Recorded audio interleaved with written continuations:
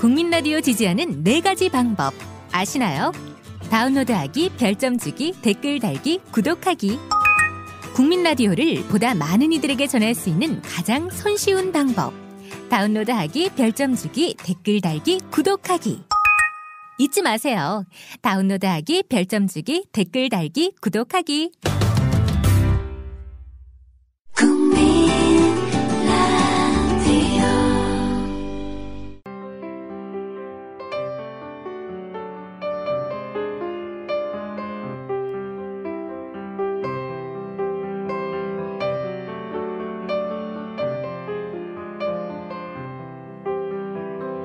나는 기도할 때 나무가 된다. 그늘되어 쉬게 하는 나무가 된다. 나는 기도할 때 냇물이 된다. 길을 따라 흘러가는 냇물이 된다. 나는 기도할 때 큰 산이 된다. 내 놀던 옛 동산처럼 큰 산이 된다. 나는 기도할 때 바다가 된다. 깊은 속 끝이 없이 바다가 된다. 나뭇잎 푸르고 마르지 않는 사과나무 열리고 시들지 않는. 안녕하세요. 고전으로 본 오늘의 이윤호입니다. 오늘은 정말 귀한 분을 모시고 이야기를 나눠보겠습니다.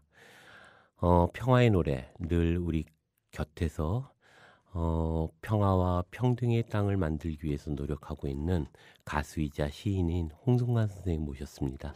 안녕하세요. 네, 안녕하세요. 예, 네. 어서 오세요. 선생님 최근에 이제 책을 한 권 냈죠.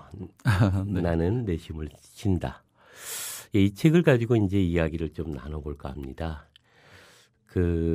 조금 전에 이제 나무라는 제가 노래를 읽었는데요. 사실 어떤 면에서 보면 저는 그 선생님의 노래의 대부분은 이제 시와 같고 또 시이고 우리들의 삶의 이야기들은 아닌가 생각을 합니다. 선생님 노래를 만드실 때 어떠세요? 시를 쓰면서 느껴지는 그 느낌들에 대해서 한마디 좀 해주시죠. 처음 지금 방송 시작하면서 소개를 시인이라 그랬는데 그는 아닙니다. 아니라고 제가 말씀을 드려야 됩니다.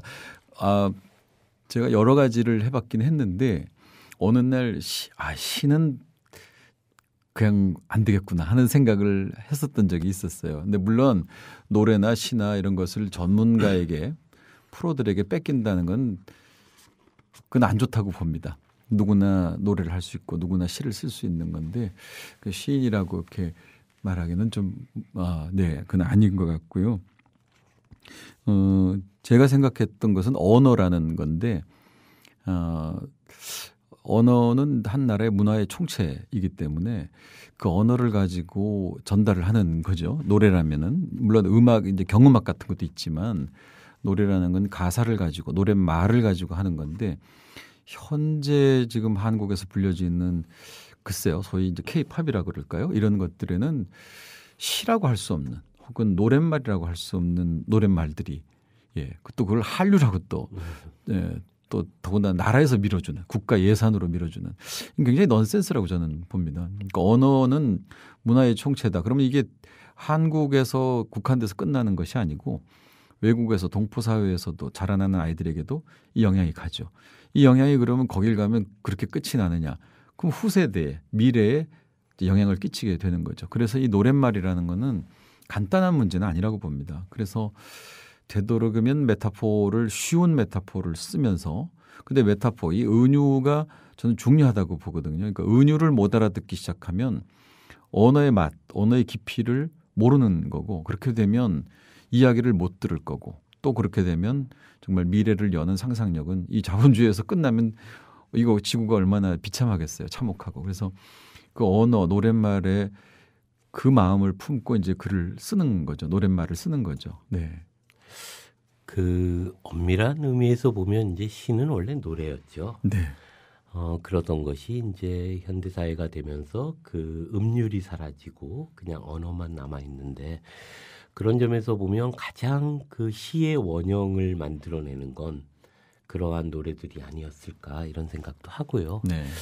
그런 점에서 보면 먼저 스님이 이러저러하게 만드신 곡들의 대부분은 정말 맑은 시어로 되어 있고 그것이 맑다라고 표현하기는 참 어려운 가슴을 울컥하게 만드는 우리들의 삶의 이야기들이 그 안에는 다 녹여 있죠.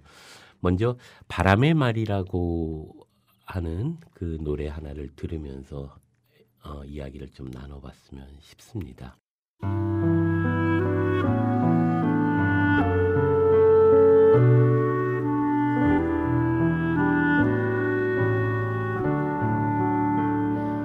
떨어진 밤송이가 삐죽 웃으며 인사를 하네.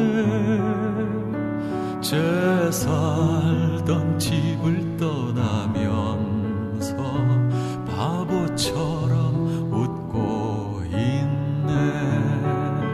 정답게 살던 친구들 함께 부르던 노래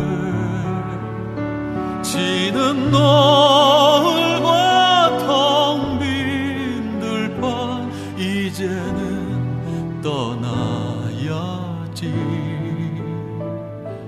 가벼운 바람 불어와서 내게 전해준 말 이 세상 떠날 때에 웃으며 가라네.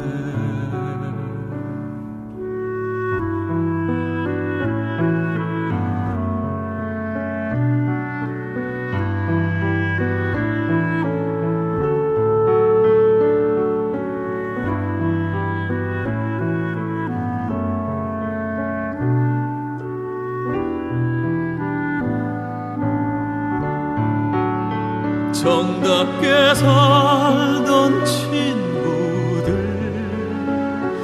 함께 부르던 노래 지는 노을과 텅 빈 들판 이제는 떠나야지. 가벼운 바람 불어와 내게 전해준 말 이 세상 떠날 때에 다 놓고 가라네.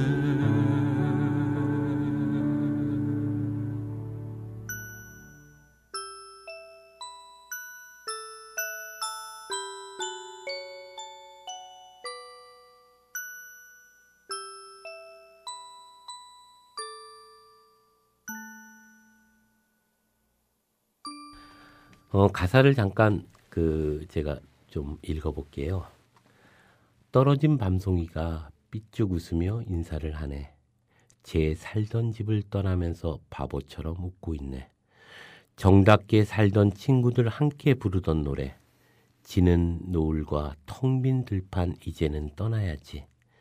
가벼운 바람 불어와서 내게 전해준 말 이 세상 떠날 때 웃으며 가라네.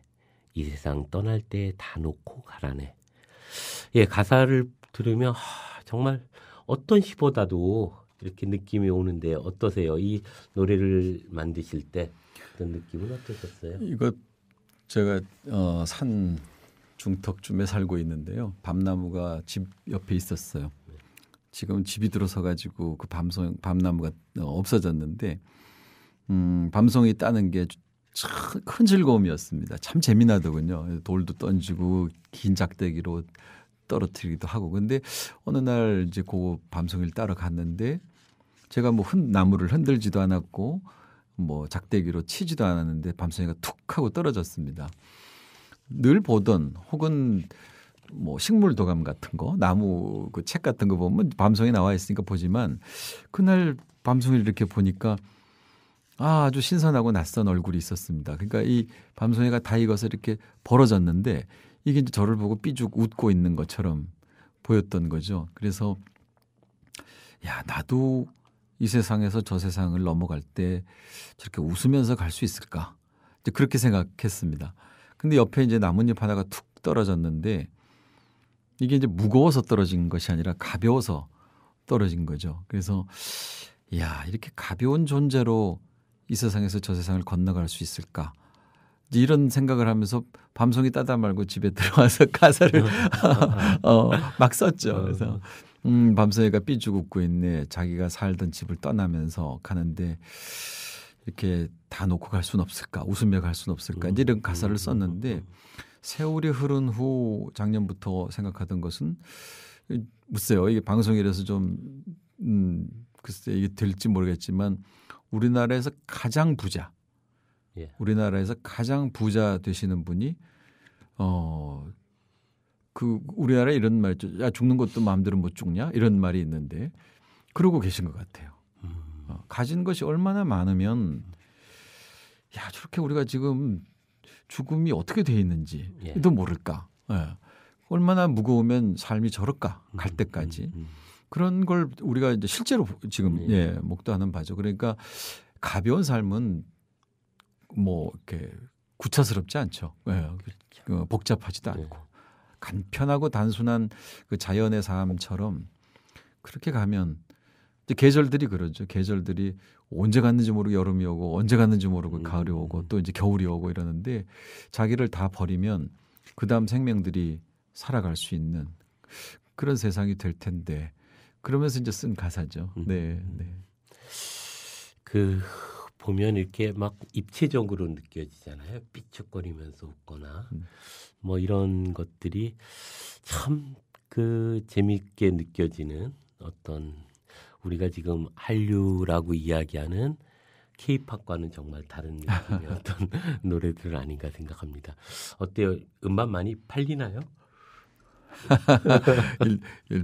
일단 첫 번째로 팔 데가 없고요. 그러니까 판매 장소가 별로 없고요. 우리나라는 음반 전문점이 정말 없는 거죠. 서점에서 뭐 구퉁에서 팔고 이런 게 참 이거는 다른 나라에서 우리나라를 관광 올 때도 좋지 않은 모습이라고 봅니다. 우리나라 음악을 어디서 찾고 싶잖아요. 저는 그렇습니다. 외국에 가면 이 나라의 음악 아티스트들은 누굴까? 진짜 이 나라에서 좋아하는 그런 사람은 누굴까? 해서 이제 음반 가게를 찾게 되는데 음반 가게가 없고 뭐 큰 대형 서점에서 옆에 구퉁에 팔고 그것도 장사가 안 되니까 더 구퉁이로 밀려나고 하는 이런 거 볼 때는 저희 같은 이제 음반들은 어디다 갖다 놓을 데가 없는 거죠. 그러니까 홈페이지에서 소화할 수밖에 없는 거고. 네. 그렇죠. 다른 한편으로 보면 또 글쎄요. 그 삶의 이야기들 너무 살기 힘들어서 그런가요?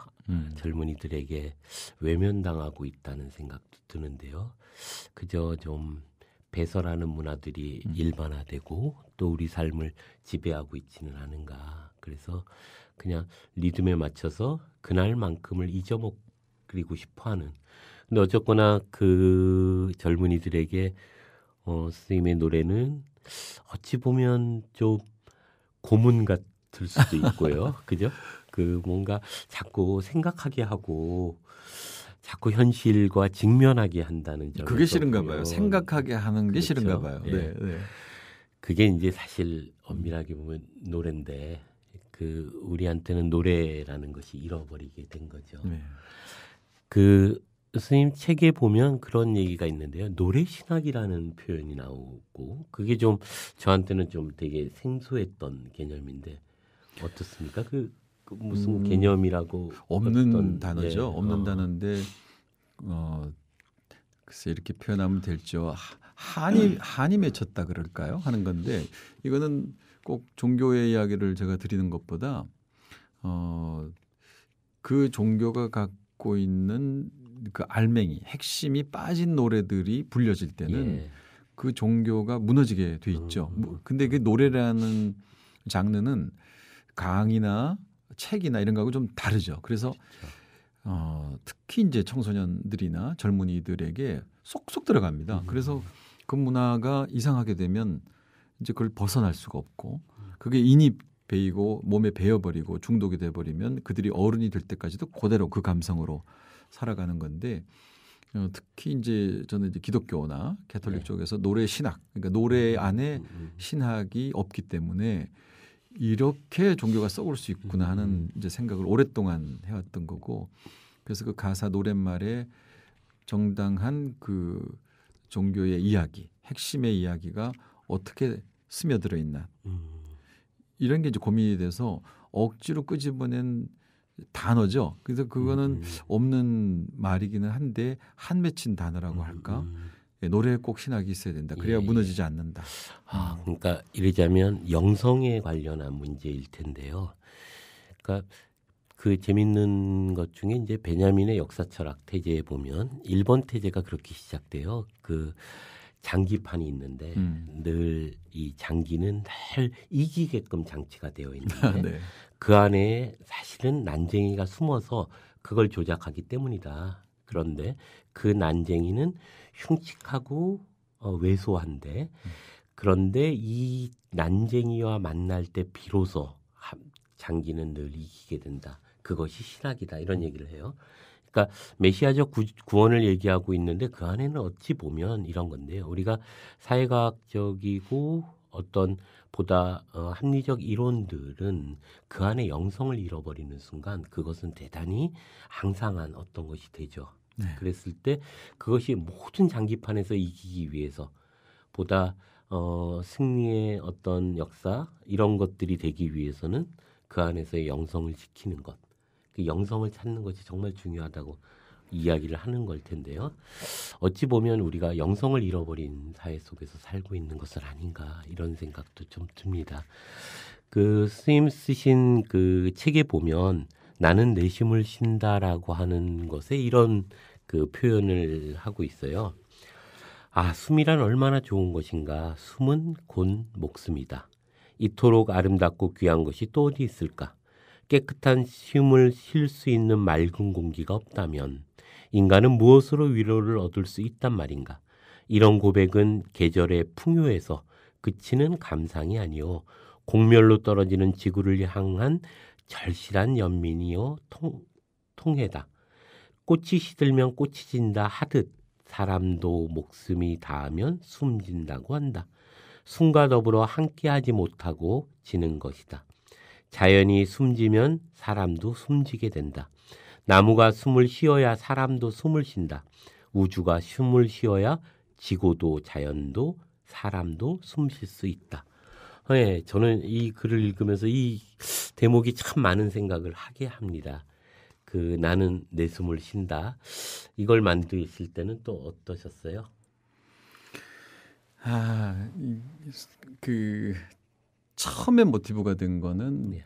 그 솔제니친의 단상인데요. 솔제니친이 숨이라는 단상을 썼어요. 예. 그것은 감옥을 갔다가 나온 후에 아마 썼던 모양입니다. 이제 저 혼자 상상을 하는 거죠.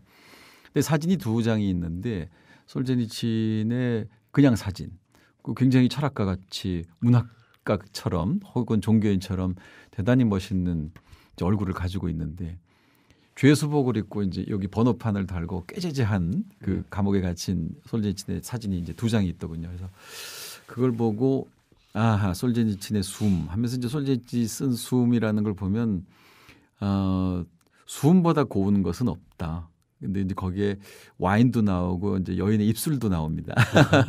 그것보다도 이 비에 젖은 싱그러운 공기, 이 숨보다 더 좋은 것이 있으랴 이런 이제 단상이 나오는데 그때 제가 아마 대학교 1학년 때인가 그럴 거예요. 그래서 숨 그때 한번 제 몸 전율이 한번 일어난 적이 있었습니다. 숨이라는 게 이런 거구나. 술보다도 이제 저는 뭐 술은 잘 안 하지만 여인의 입술보다도 이 술보다도 어떤 것보다도 숨보다도 고운 것이 있으랴. 그래서 숨에 대한 이제 묵상을 하기 시작한 건데 이건 좀 건너뛰어서 아까 조금 전에 말씀하신 것처럼 사실 가만히 있는 것을 사람들이 잘 못해요. 그러니까 한가로움이 없다는 거죠. 그렇죠. 예, 그래서 혁명가들도 30분 묵상해야 그게 제대로 되는 거다. 이제 이런 정설이 있듯이 도대체 한가로움이 없는 세상인 거죠.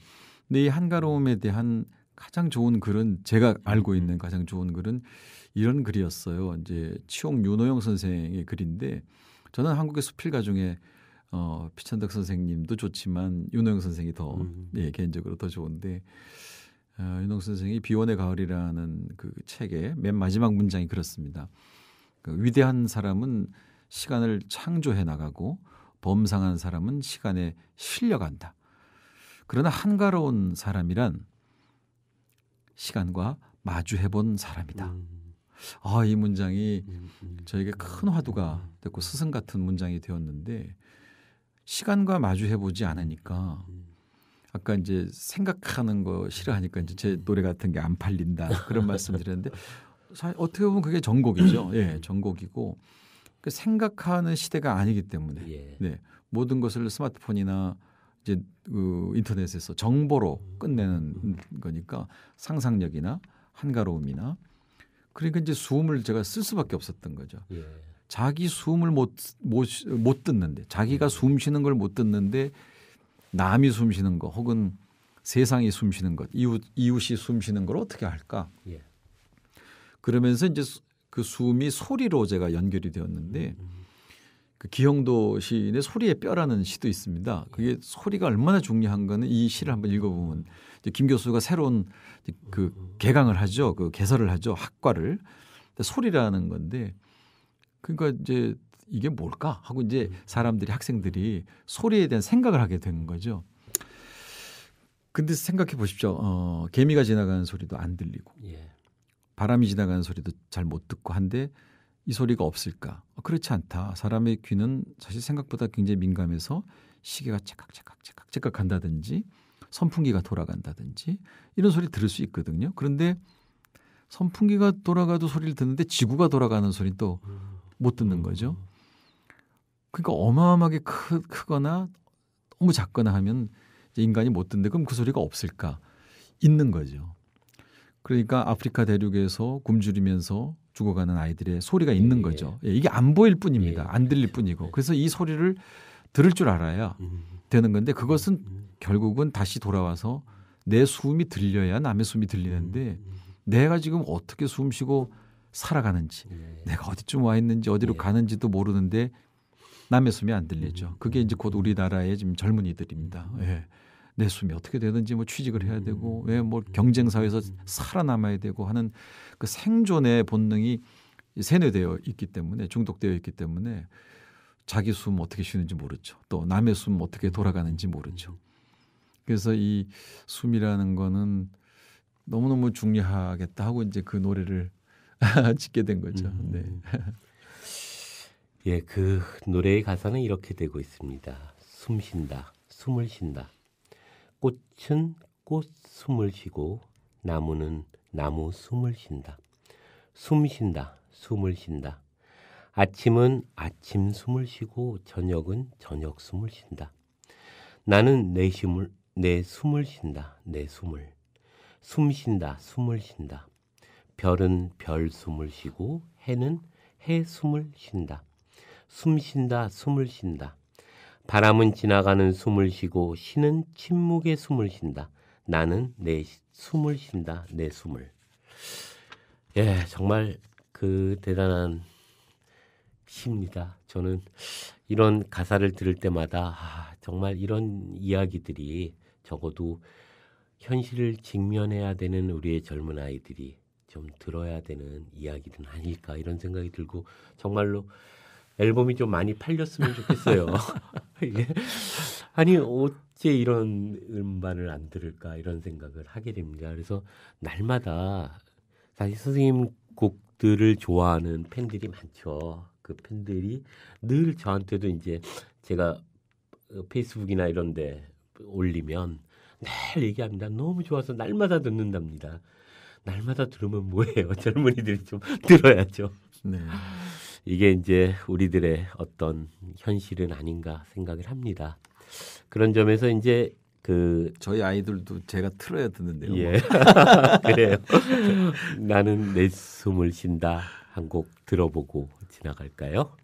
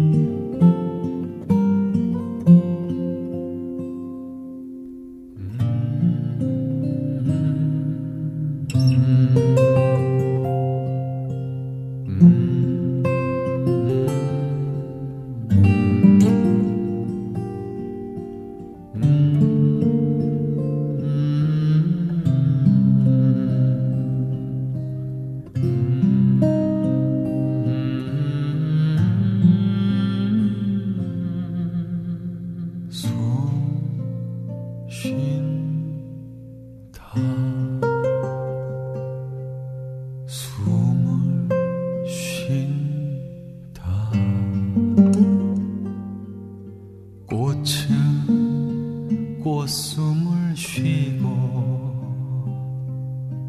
나무는 나무 숨을 쉰다.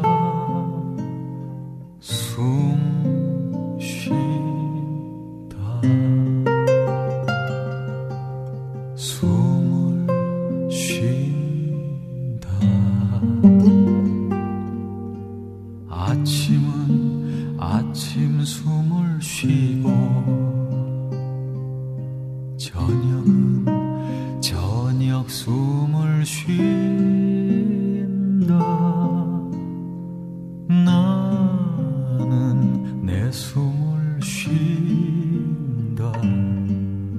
내 숨을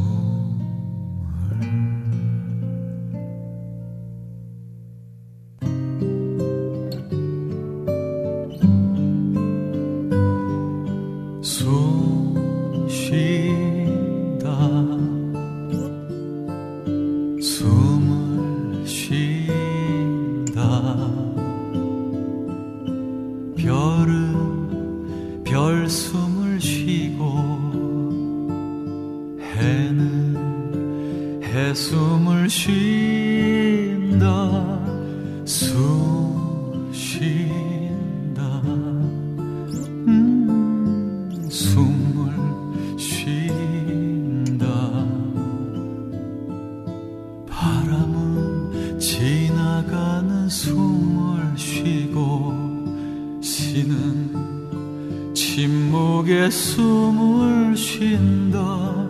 나는 내 숨을 쉰다. 내 숨을.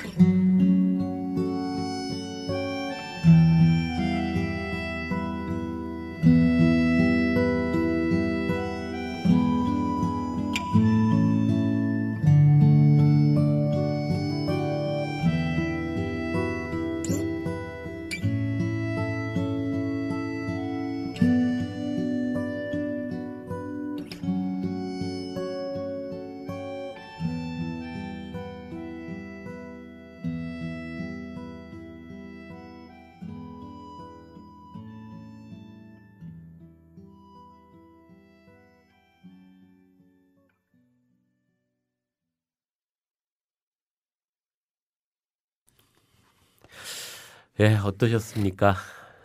많은 생각을 하게 하지요.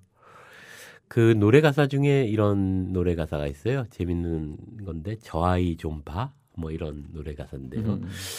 그 저새를 좀 봐. 자유로이 하나님도 볼 수 있겠네.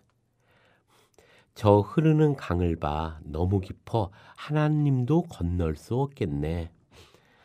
저 나무를 봐. 빛깔 고운 과일을 태어나게 하네. 저 아이 좀 봐. 이 세상을 넘어가네. 꽃과 말하며 신과 말하며 생명을 말하며 쉬운 말 툭툭 던지며 쉽게도 넘어가네. 어지러운 세상 참 쉽게도 넘어가네. 우리 아이들의 미래의 어떤 꿈 같은 것이기도 하죠. 어떠셨어요? 이런 곡들 만들 때. 그거는 같은 시기에 다른 아이들이 막 말을 쏟아내고 있었습니다. 전 주워 들었고 그걸 뭐 주워 담은 거죠, 주머니에. 근데 거기에 나오지 않은 것 중에 두 가지 또 생각이 나는 거는 호박잎을 떼면서 호박잎이 이제 크니까 가장자리 어디 조금만 떼도 뭐 이렇게 표시가 안 나겠지 하는 그 마음이 있었겠죠, 아이가. 근데 아빠한테 들킨 거예요. 호박잎을 떼려 그러는데 그러니까 이제 눈치를 보면서 아빠 이거 떼면 얘가 아파하지. 이렇게 호박잎이 아파하지 하는 그런 말들. 혹은 동생과 언니가 이제 나이 차이가 조금 있지만 동생은 어디 갔는지 모르고 언니는 이제 엄마 아빠를 따라 눈을 쓸고 있었고 집마당 그 길을 집 앞의 길을. 근데 일하지 않는 동생을 나무라지 않고 일러주지 않고 얘 어디 갔니? 한 그 아빠의 물음에 언니가 응 눈이랑 놀아. 그 눈이랑 놀아 이런 그 툭툭 던지는 아이들 말에 이건 뭐 야 스승이다 그냥. 네, 우리는 저렇게 말을 못하죠. 뭐 눈을 쓴다거나 뭐 저쪽에서 눈이랑 놀아 하는 그런 자연과 아무렇지도 않게 교감하는 아이들의 말들이 또 저 이제 과일 같은 게 이제 나무에서 나는데 그걸 나무가 태어나게 하지 이렇게 말을 한다든지 하는 그런 말들은 아이라는 것이 얼마나 큰 스승인가를 이제 우리가 알게 되는데 근데 그게 이제 이현호 선생님 이제 전문가시지만 뭐 장자 같은 데 보면 쉬운 것이 옳다 이렇게 된다면 계산해서 말하려고 하는 어른들은 말이 복잡해지죠. 이제 이 사람이 이 말을 하면 뭐 기분 좋아할까, 뭐 이게 잘 될까 여러 가지 이제 복잡한 계산을 하게 되는데 아이들은 툭툭 던지죠. 그냥 있는 그대로. 그러니까 이 세상을 넘어갈 수밖에 없는데 그게 복잡한 것이 아니라 쉽게 넘어가는 거다. 그런 생각을 하면서 그 글을 쓰게 된 거죠. 예. 그렇죠. 그걸 또 발견하는 시인의 감성도 대단합니다. 보통은 그냥 넘어갈 수 있는 것들이고 시란 정말 그런 거죠. 우리가 흘러가고 스쳐가고 그냥 묻혀가는 그 언어 속에서 그것에 어떤 생명을 부여하게 하는 것들이 이제 시인의 감성일 텐데요. 저는 그 가사들만을 쭉 놓고 보면 야 정말 이건 정말 그냥 이 자체로 시집으로 딱 묶어서 내면 정말 누구보다도 의미 있는 시인은 아닐까 이런 생각도 듭니다. 옛날에 나팔꽃 동인을 하셨죠. 네. 그 시인들과 함께 이제 가수들이 모여서 좀 의미 있는 노래 만들기 뭐 이런 것들을 했던 걸로 기억나는데요. 그때 얘기를 좀 잠깐 해주시죠.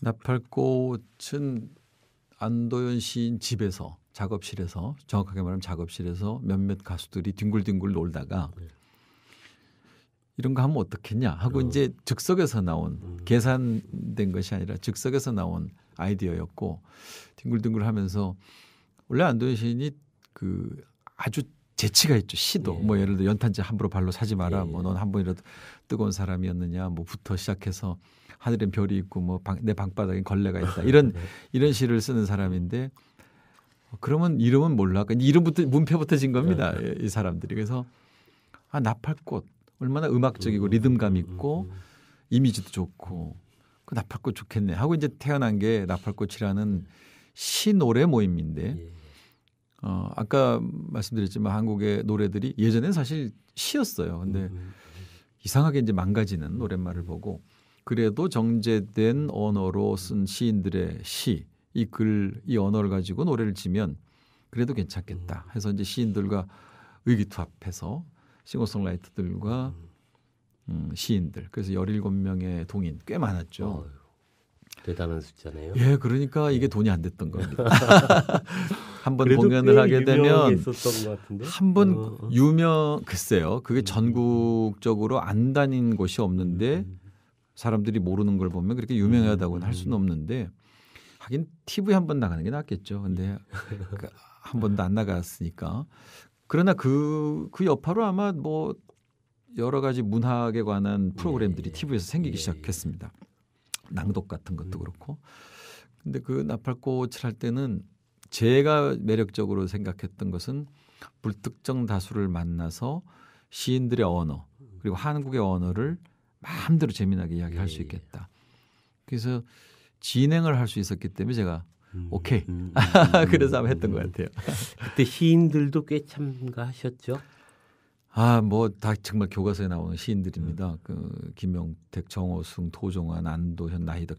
무엇보다 이제 정희성 선생님, 네 그리고 나희덕, 또 정일근, 아주 뭐 유종화. 대단한 시인들이죠. 예. 지금으로 보면 좌파 시인들이네요. 교과서에서. 그런가요? 예. 제가 볼 때는 별로 마음에 안 들던데. 과격하지도 않고요. 너무 감성적인 사람들입니다. 네. 그래요. 선생님 그 저희 친구들 중에 이제 김은교 시인이 늘 이제 곁에 있는 사람 이런 표현들 많이 했습니다. 그 홍순관 선생을 얘기할 때 이제 곁에 있는 사람이죠. 이런 얘기를 늘 해요. 하다못해 저랑 그 전화 통화를 하면서 우리 곁에 있는 사람 보러 갈까? 뭐 이런 얘기를 할 정도로. 그런데 어쨌거나 스님 보면은 이제 대출이라던가 용산 참사 현장, 강정마을, 팽목항, 뭐 필리핀 빈민촌, 베트남 학살 현장, 오키나와 미군 기지, 뭐 이런 곳곳에서 우리가 아픈 현장이라고 할까요? 병들어 있고 또 소외돼 있고 늘 이제 그런 그 움츠려 있는 그곳에 그 곁에서 무엇인가 이야기했던, 그들을 위로했던 과정이었던 것 같습니다. 지금 세월호에 이제 유가족과 함께하는 일이 또한 그럴 텐데요. 그런 속에서 보면은 많은 생각을 하게 합니다. 선생님 그 노래 중에 이제 사란토르의 무게라는 곡이 있죠. 그 곡에 대한 이야기를 하면서 그 곁으로 함께했던 이야기를 좀 같이 좀 해보시면 어떨까 싶은데요.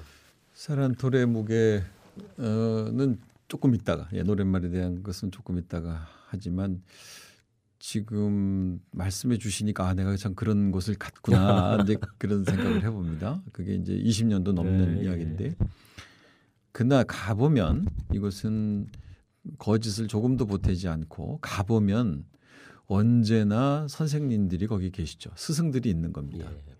예를 들어 그 현장을 가서 내가 뭐 위로를 해보겠다, 노래를 해보겠다. 정말 어림도 없는 이야기입니다. 왜냐? 제가 이제 오랫동안 정신대 일을 했잖아요. 그래서 뭐 정신대가 400차다, 500차다, 1000차다, 10년을 했다, 20년을 했다 이렇게 왔습니다. 그래서 뭐 기네스북에 오르네. 오키나와를 가보니까 한 이슈를 가지고 4대째 싸우고 있습니다. 4대째. 그러니까 그런 앞에서는 무슨 20년을 했네, 뭐 30년을 했네 이렇게 이야기를 하면 안 되는 거죠. 4대째. 근데 이제 한편으로 또 이런 생각을 했습니다. 4대째 투쟁을 했다? 그러면 4대째 일본의 정부나 일본의 행정은 이것을 기다리고 있었네. 그런 생각을 또 반대로 해본 거예요. 야, 이것도 참 재밌는 일이다. 4대째 투쟁한 사람들도 그렇지만 댐 짓지 마라. 예를 들어. 그 댐을 주민들이 반대한다고 짓지 않는, 이게 참 만만치 않은 대목이구나. 그런 걸 이제 늘 배우죠. 그리고 베트남을 먼저 가고 오키나와를 그 다음에 갔는데 예를 들어 베트남 전쟁이 이제 아열대 지방에서 전쟁이니까 미군들이 이 전쟁을 대비해서 작전 훈련을 할 때 날씨가 기후가 맞는 오키나와에서 했구나.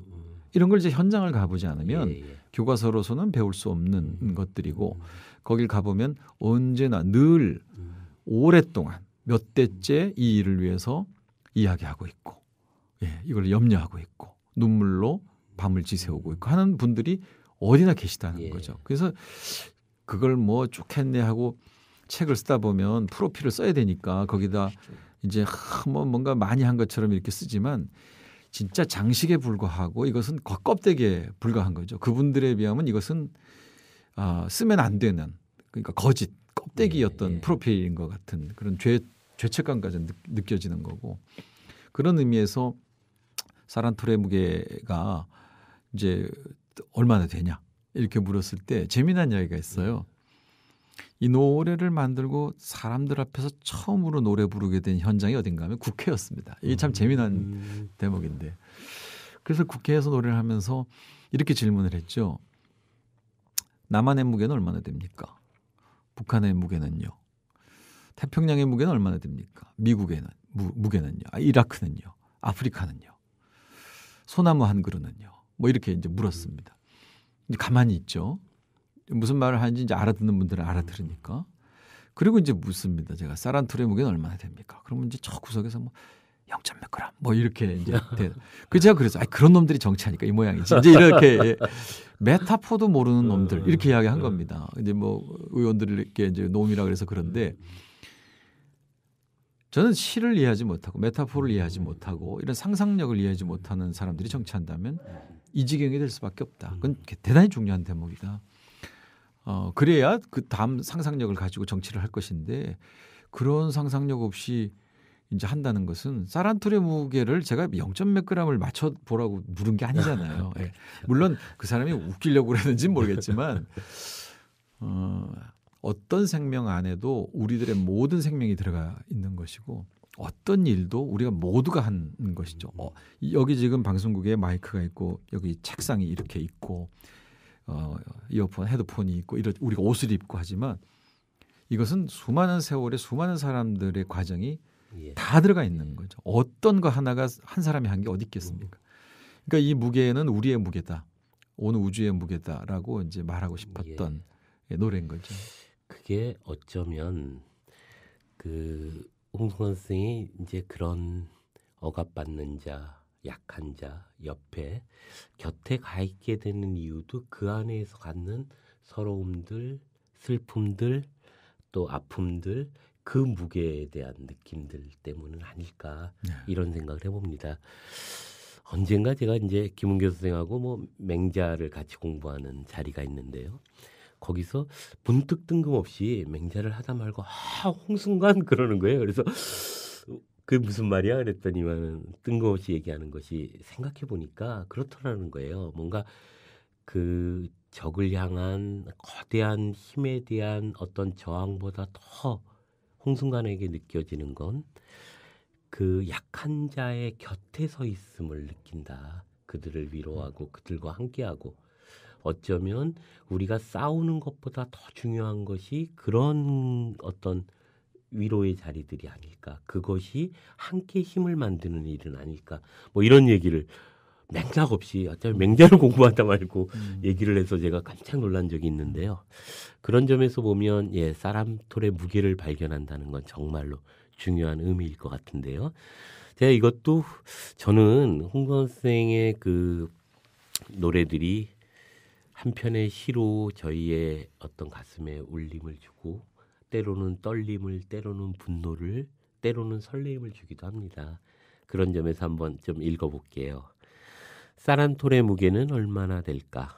내 손바닥 위에 얼려놓고 무게를 잰다. 바람과 천둥과 비와 햇살과 외로운 별빛도 그 안에 스쳤네. 농부의 새벽도 그 안에 숨었네.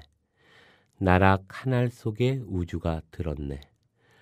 버려진 쌀 한 톨 우주의 무게를, 쌀 한 톨의 무게를 재어본다. 세상의 노래가 그 안에 울리네. 쌀 한 톨의 무게는 생명의 무게, 쌀 한 톨의 무게는 평화의 무게, 쌀 한 톨의 무게는 농부의 무게, 쌀 한 톨의 무게는 세월의 무게, 쌀 한 톨의 무게는 우주의 무게. 이 시를 보면서 저는 참 우리한테 제일 많이 어쩌면 이렇게 깨달음을 줬던 노래는 아닐까 이런 생각도 들고요. 잠깐 그 쌀 한 톨의 무게를 듣고 이제 다음 얘기로 좀 들어가 볼까 합니다.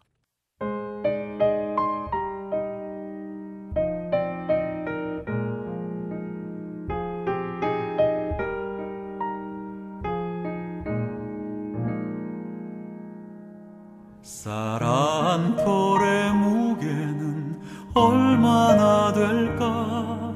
내 손바닥에 올려놓고 무게를 잰다.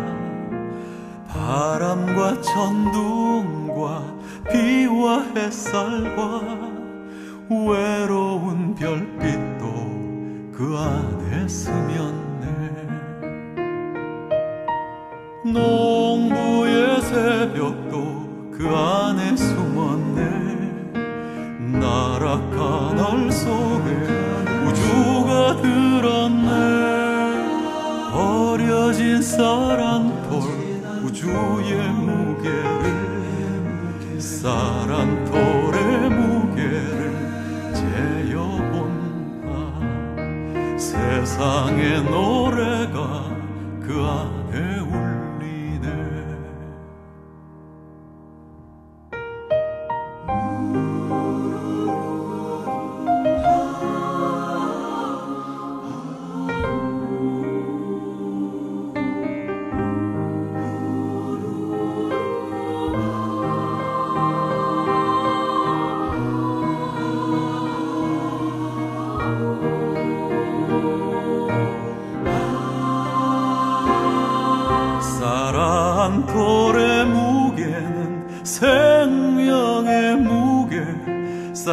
돌의 무게는 평화의 무게, 쌀한 돌의 무게는 농부의 무게, 쌀한 돌의 무게는 세월의 무게, 쌀한 돌의 무게는 생명의 무게, 쌀한 돌의 무게는 평화의 무게, 쌀한 돌의 무게는 농부의 무게, 쌀한 돌의 무게는 세월의 무게, 쌀한 돌의 무게는 생명의 무게, 쌀한 돌의 무게는 평화의 무게, 쌀한 돌의 무게는 농부의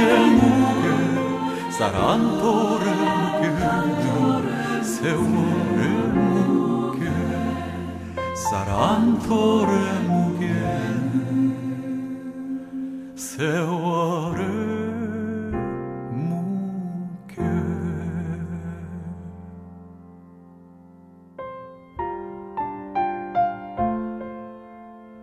우주의 무게.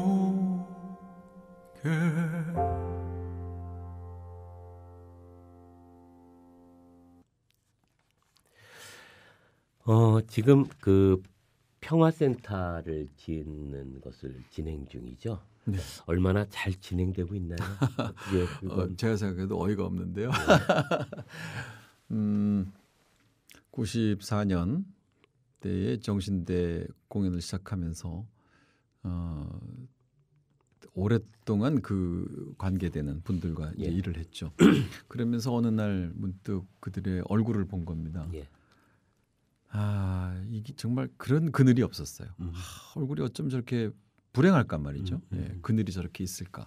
그게 이제 나중에 세월이 좀 흘러서 제가 독일을 갔을 때에 동베를린, 그러니까 서독에서 동독을 넘어갈 때, 그 이제 바하집이 이제 동독 쪽에 있는데 바하집을 가면서 그러니까 그게 모르겠어요. 우리나라가 분단 국가라서 제가 그런 생각을 했는지 몰라도 서독에서 동독을 넘어갈 때 어떤 마을을 지나가게 되었는데 그 마을의 어떤 집의 2층에 창문을 열고 내다본 그 아주머니의 얼굴 상당히 그늘이었어요. 그래서 그게 저한테 각인이 굉장히 돼 있는데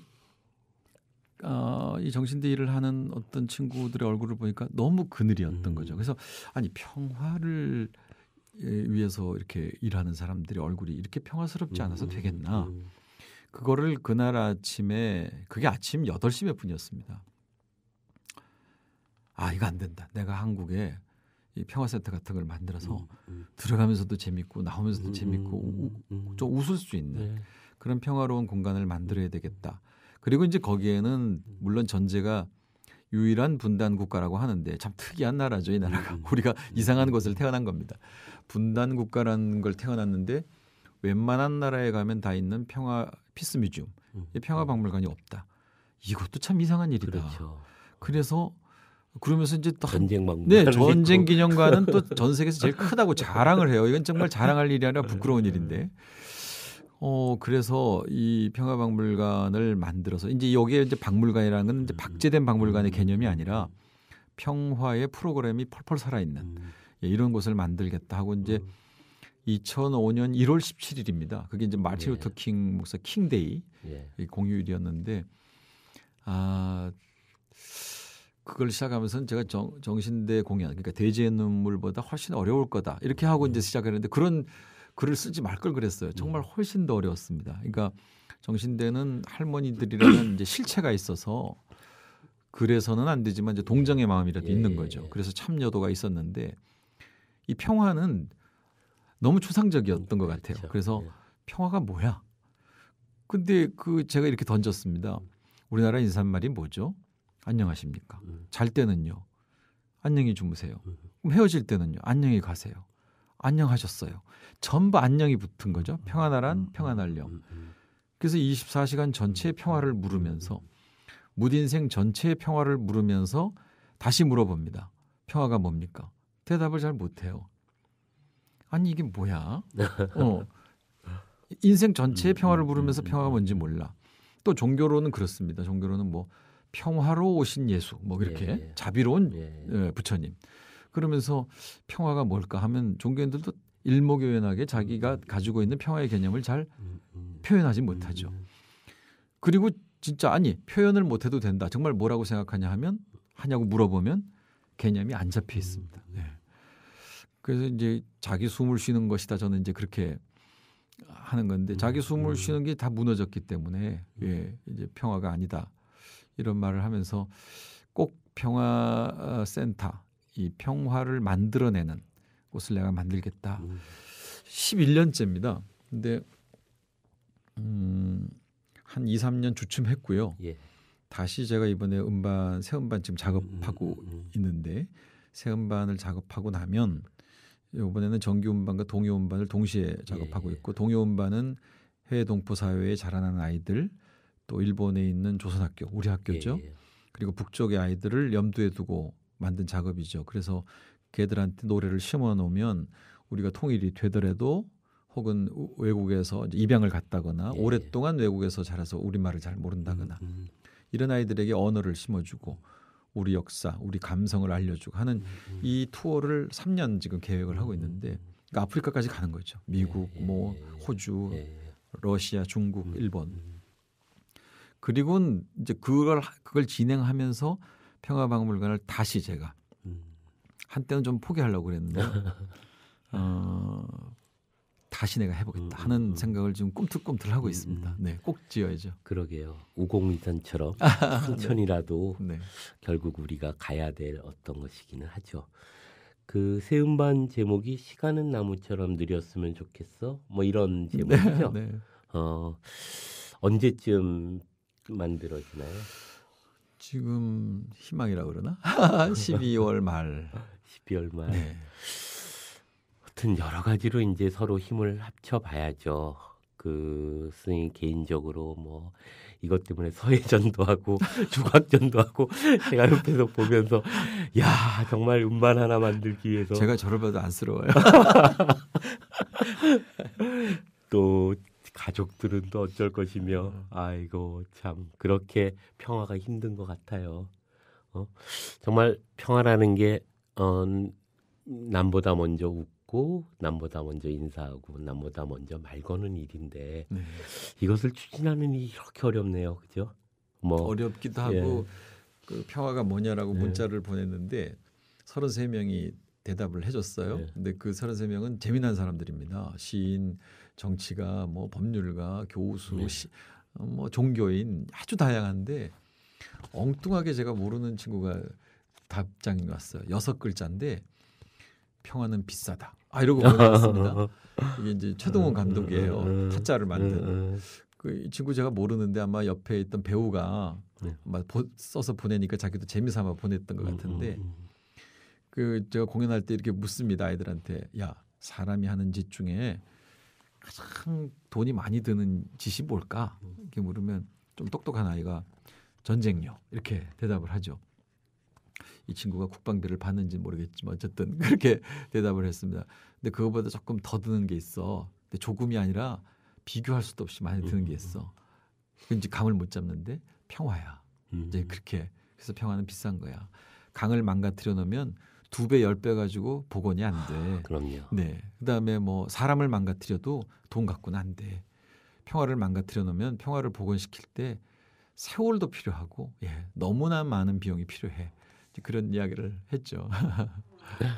그러고 보니까 이제 스님 곡 중에 평화는 아침에 피어난 꽃처럼 오리니 뭐 이런 곡이 있죠. 네, 이번에 새 곡입니다. 예. 평화는 아침에 피어난 꽃처럼 오리니 평화는 어느새 불어온 바람처럼 오리니 평화는 우리의 흘린 눈물로 오리니 겨울을 지나간 시간처럼 오리니 평화로 산다는 것은 어쩌면 눈물로 사는 것 50살도 되지 않은 늙은 청년의 얼굴로 사는 것 한 벌의 속옷과 그 흔한 신발로 사는 것 평화로 춤추지 않으면 세상은 큰 무덤이 되리니 평화는 아침에 피어난 꽃처럼 오리니 평화는 어느새 불어온 바람처럼 오리니 평화는 우리의 흘린 눈물로 오리니 겨울을 지나간 시간처럼 오리니 많은 생각을 하게 합니다. 그 평화 우리가 정말 끝까지 지켜야 될 어떤 이야기이기도 하죠. 자, 오늘은 이제 우리 곁에 늘 함께 평화를 함께하며 지켜주는 홍승관 선생님 함께했습니다. 고맙습니다. 고맙습니다. 함께 만드는 언론 여긴 국민